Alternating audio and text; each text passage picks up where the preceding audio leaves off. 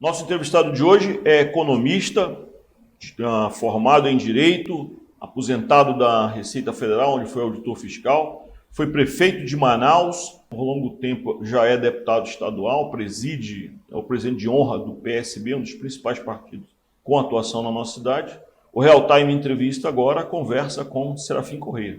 Muito obrigado por atender o nosso convite. Eu já jogo nos seus peitos aí. Como foi o ano de 2022 do ponto de vista do parlamento do nosso estado? Bem, inicialmente, meus cumprimentos. Muito obrigado, Gerson. Parabéns a todos vocês que fazem o Real Time. Dizer da minha alegria de estar aqui. O ano 2021 foi um ano ruim para todos, mas por conta da pandemia. No entanto, creio que, a nível geral, nós tivemos uma grande vitória, que foi a vitória da vacina sobre o negacionismo. A vacina venceu, foi a vacina que estancou as mortes, é a vacina que é o caminho que todas as nações civilizadas do mundo perseguem. E aqui não pode ser diferente. A nação brasileira quer se vacinar. Uma minoria nega a eficácia da vacina. Especificamente no parlamento, tivemos um ano intenso, muitas matérias importantes, e eu destacaria aqui a prorrogação dos incentivos de ICMS da Zona Franca de Manaus por 10 anos, que vai ser o tempo necessário para que o Brasil decida se vai fazer a reforma tributária ou se não vai fazer. Isso deu estabilidade aos investidores que estão na Zona Franca, assim como acenou para novos investimentos. Agora, nós precisamos ter clareza de que o mundo inteiro hoje disputa investimentos e dentro do Brasil os estados disputam entre si.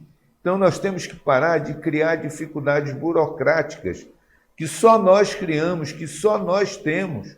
Então, isso, tanto a nível de SUFRAMA, quanto a nível de governo do estado, principalmente a área de licenciamento, e vale também para a Prefeitura de Manaus, que é bom dizer, melhorou muito, mas está longe de ser o ideal.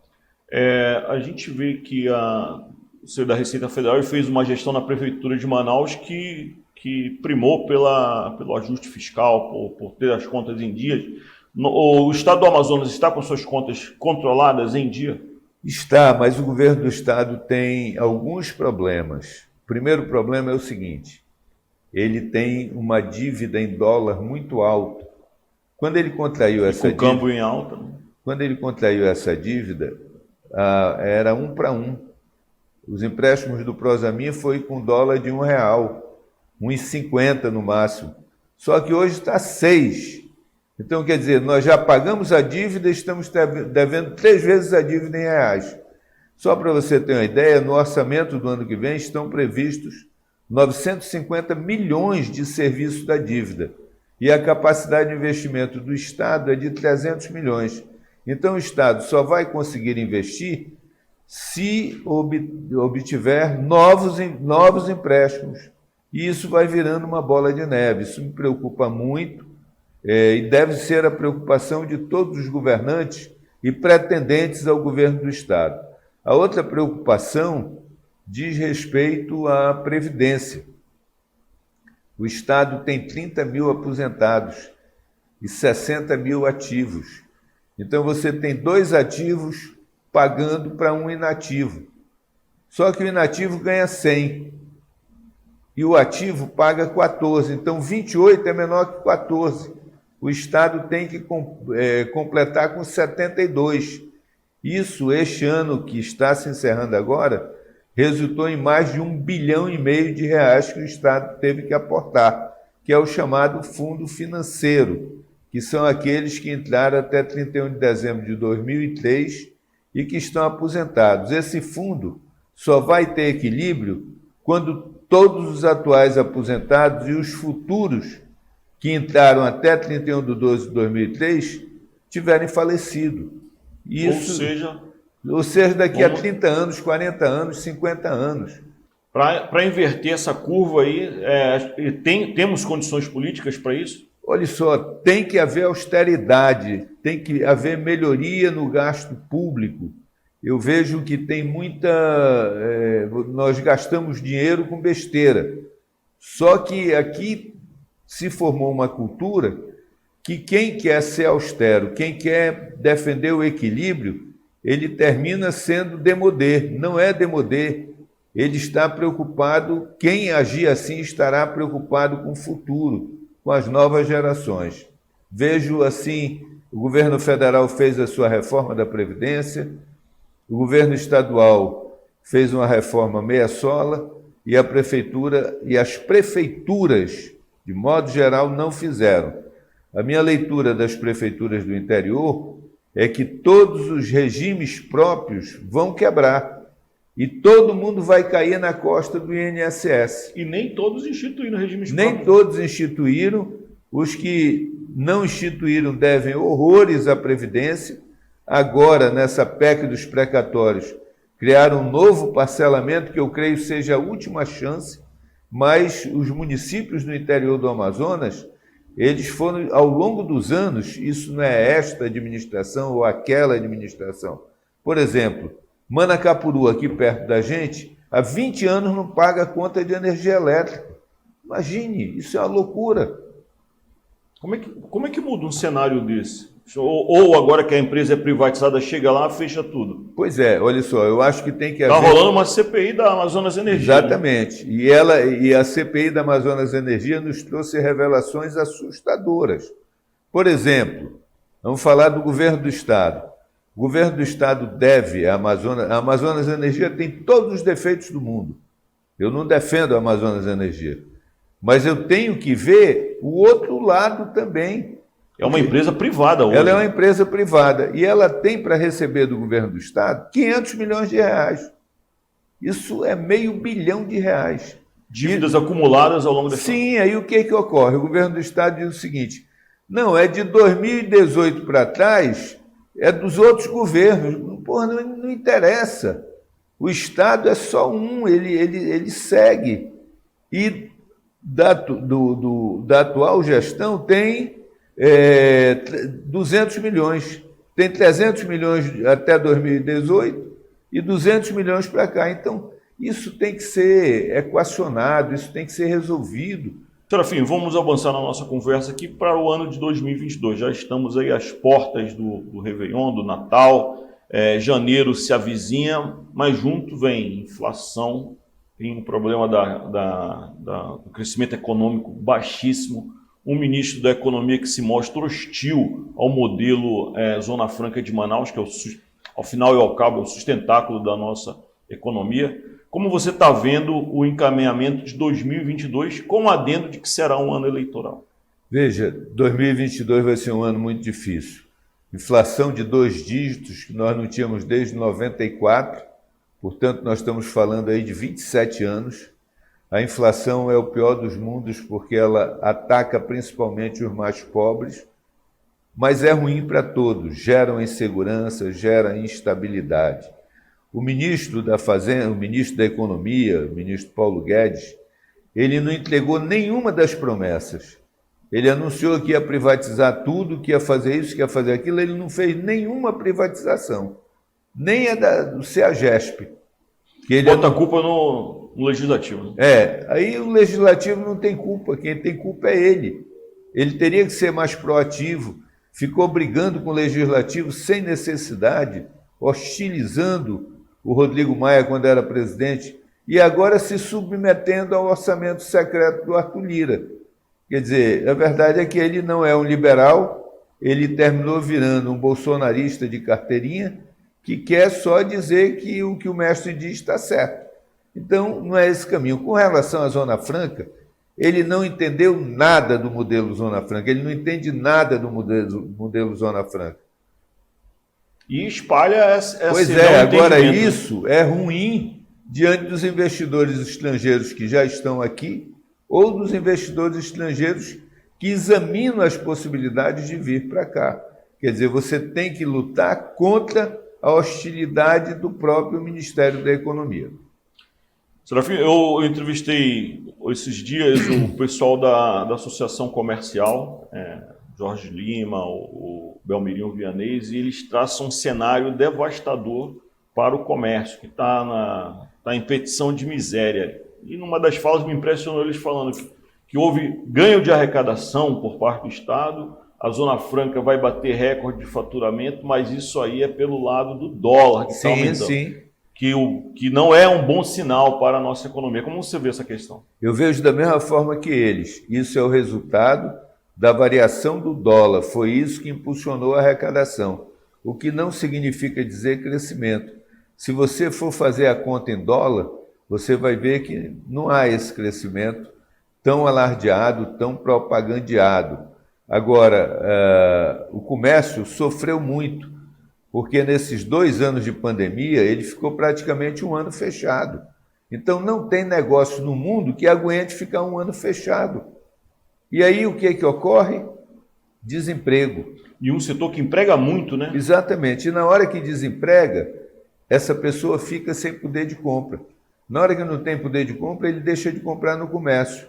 Deixou de comprar no comércio, é mais desemprego. E aí, um círculo vicioso. Nós temos que estancar a inflação, nós temos que passar segurança jurídica e temos que pedir a Deus que pare esse negacionismo, que a população brasileira possa se vacinar o mais possível e a gente interromper essa fase da crise sanitária. Olha, quanto ao negacionismo, eu acho que só a intervenção divina mesmo, porque novamente nesses dias está uma grande polêmica que não existe no mundo com a vacinação das crianças de 5 a 11 anos.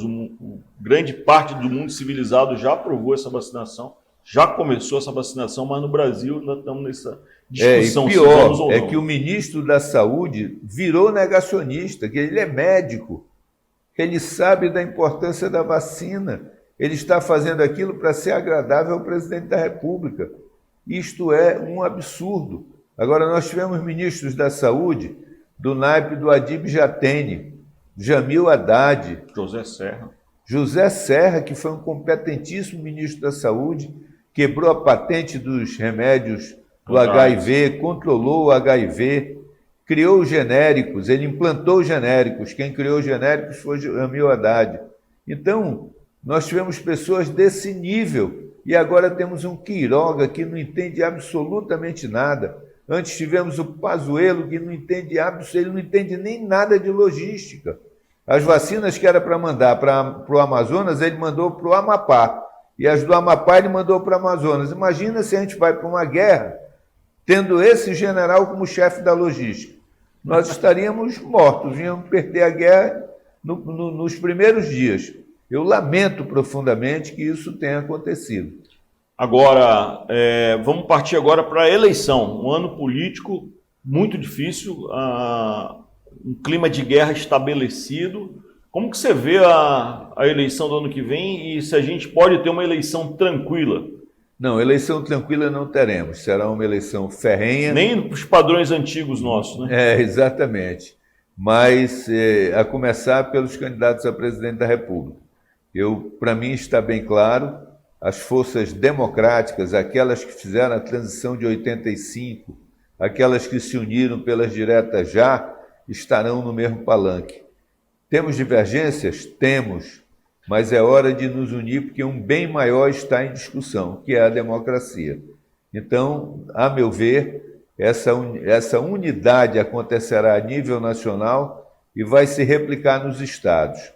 Como vai se replicar nos estados, eu não sei. Isso é uma questão que vai ficar para 2022, que a partir das federações é que pode se abrir a discussão dos estados. E creio que a grande marca da eleição de 2022 não serão os candidatos a governo e nem serão os candidatos a Senado. Isso em todos os estados.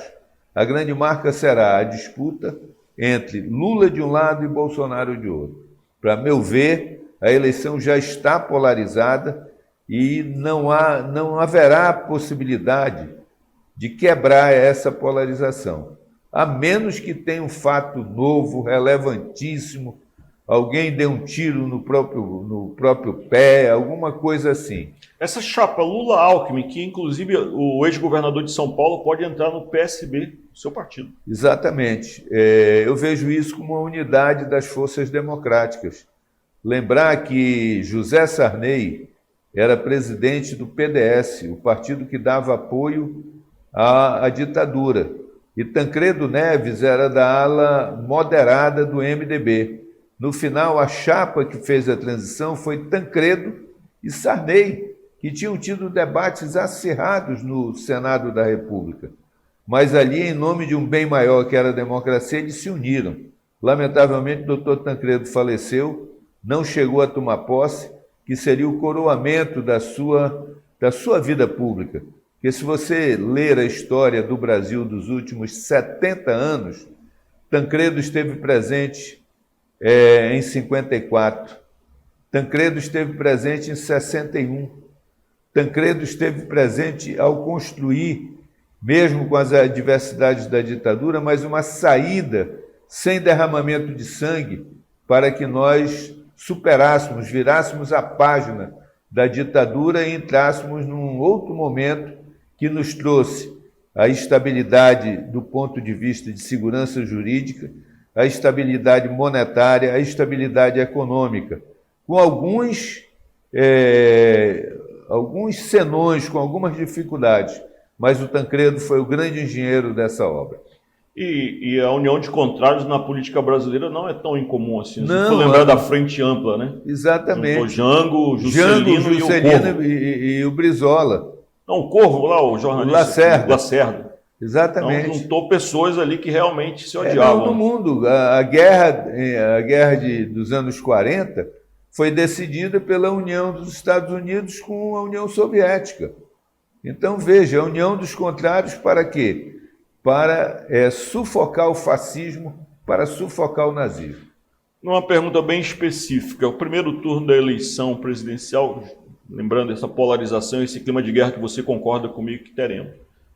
O primeiro turno da eleição no dia 2 de outubro. As pesquisas de opinião, que são foto, não são filme, ela está retratando esse momento, já estão colocando o ex-presidente Lula como virtualmente eleito em primeiro turno. Ou seja, no dia 3 de outubro ele já estará sacramentado presidente. De 3 de outubro até 1º de janeiro são 3 meses. O que o presidente Bolsonaro fará no país nesses 3 meses? Olha só, eu vejo assim, o Bolsonaro é um maluco, é um doido. Ele é capaz de fazer qualquer maluquice, mas ele não terá o apoio da sociedade, ele não terá o apoio das instituições, e o Brasil é maior do que ele. Nós vamos superar tudo isso. Como o PSB se posicionará na eleição? Veja, primeiro vamos resolver a questão nacional, porque feita uma federação nos moldes que está se propondo, o PSB terá que ajudar aos demais partidos e todos juntos, unidos, a oferecer uma opção, tanto para o governo do Estado quanto para o Senado. Quem são esses nomes? Eu não sei. Esses nomes terão que ser construídos, eles terão que ser buscados no seio dos nossos partidos. Vamos aguardar uma conversa muito madura, muito sincera entre os partidos que provavelmente formarão essa federação envolvendo PSB, PT, PCdoB, PV e talvez até PSD. Caminhando para o fim, fulanizando um pouco a questão, as pesquisas no Amazonas dão aí um amplo favoritismo do ex-governador amazonino Mendes, ali o ex-governador Eduardo Braga também aparece ali bem posicionado, o governador atual buscando o seu caminho, mas ainda com uma alta rejeição. Como é que você vê esse cenário que está posto aí de candidaturas para o governo do Estado? Veja, todo respeito pelos 3 nomes que estão colocados.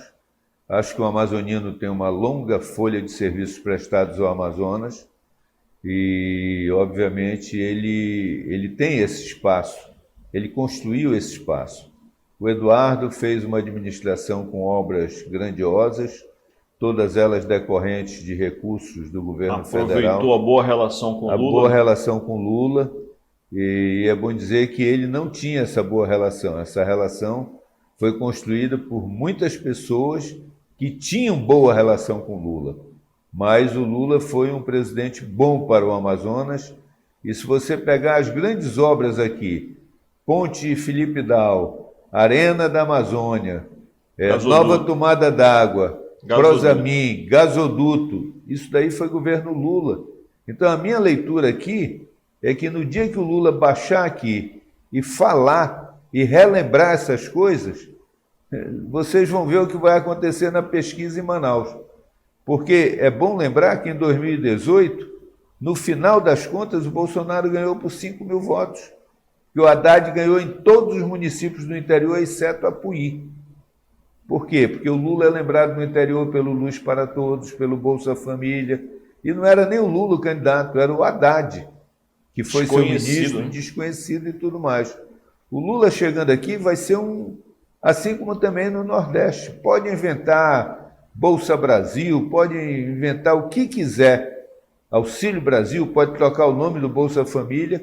O Lula fez por onde merecer. Então você tem o amazoniano que tem realizações, tem a UEA, tem o Bumbódromo, ele marcou o seu tempo e tudo mais. Agora eu tenho, e digo isso fraternalmente, até porque eu também já estou com 75 anos, e ele tem mais idade do que eu, ele deve estar com 82, 83. Eu acho que nessa faixa etária a gente deve contribuir no parlamento. A gente tem mais a contribuir no parlamento. Ir para a linha de frente, para o dia a dia, é muito pesado para alguém da nossa idade. Eu não estou dizendo que eu estou velho ou que ele está velho. Não, nós estamos em pleno gozo das nossas faculdades mentais, temos capacidade de discernimento.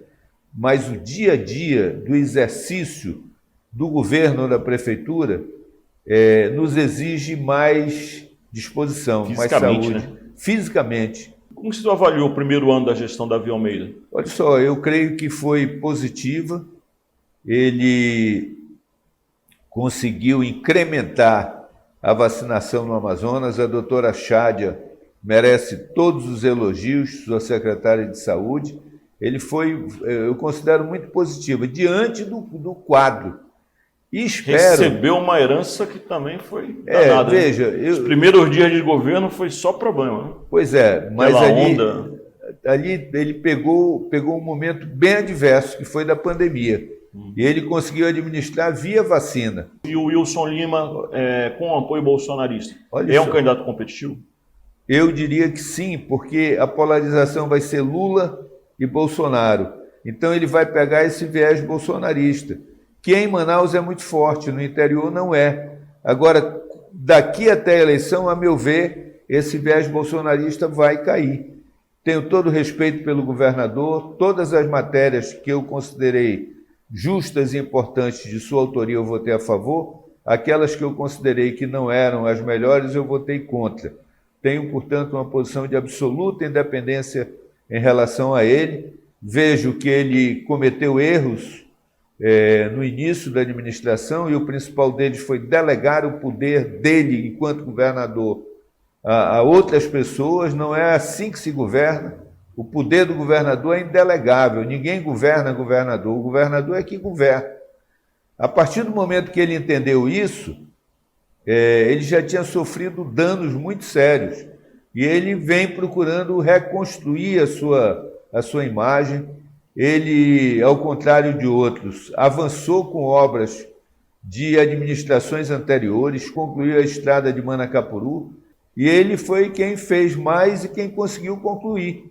Só que não sei se a mídia dele, o marketing dele, consegue capitalizar isso, consegue agregar isso e passar, porque aquele período em que ele delegou o governo, aquele período foi devastador para ele, foi muito ruim.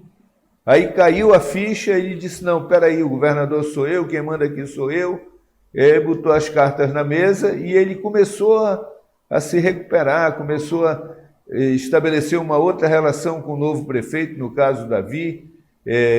Um pacote de bondades no final de ano. Pacote de bondades que, na verdade, o que ele está fazendo e é bom dizer isso, meu caro Gerson, é o seguinte, ele está pagando um valor que lá atrás, quando eu era prefeito, foi tirado de Manaus pelo governo do estado e entregue a Quari.